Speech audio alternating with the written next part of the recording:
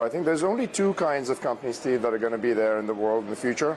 Ones that are going to have a high level of dexterity for AI, and others that are going to really struggle for relevance. So in my mind, if you look at a common sentiment that you see right now, is every CEO, we actually did a study recently where every CEO is really excited about the possibilities of AI, but they don't really feel that prepared. So in fact, 97% of the CEOs we interviewed found that they were all really excited about AI, but only 1.7 of them felt prepared. Yeah, and that is fascinating. But there is also another concept in your world, in the world of technology, which is second mover advantage. And where I'm going with this, Jeetu, is that those 97% of CEOs who don't know what they're doing on AI at the moment, is there an advantage in just holding off, being patient, seeing which technology, which standard, which form of product going forward is the best for them, and then moving, i.e. being prepared to move rather than just going headfirst into a space where they don't know if they're spending their dollars is going to be spent wisely? Well, the way that we've actually seen it is the three big challenges that most companies have is they think about it as they're not prepared with infrastructure, they've got concerns on safety and security, and they feel like they have a skills gap.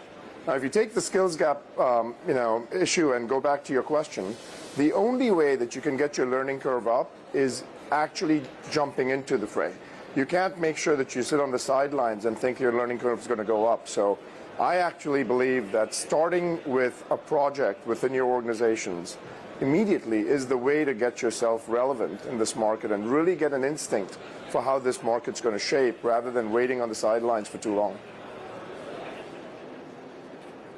Jeetu, it's Arjun here at the AI Action Summit in Paris. I just wanted to get your take on business adoption. Just coming off the back of Davos a few weeks ago, a lot of the conversation was about we tried a lot of pilots in 2024, but we faced a lot of challenges. Things around data being siloed in organizations, therefore being unable to feed them into some of these AI applications. Also resistance to change within organization, which I think links slightly to what you're talking there about skills as well.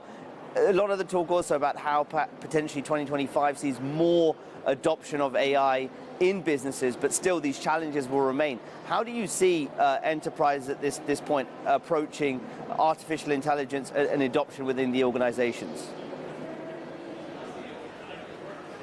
Well, Steve, if there's one thing you take away in 2025 with AI, it's that it's going to be a world of agents.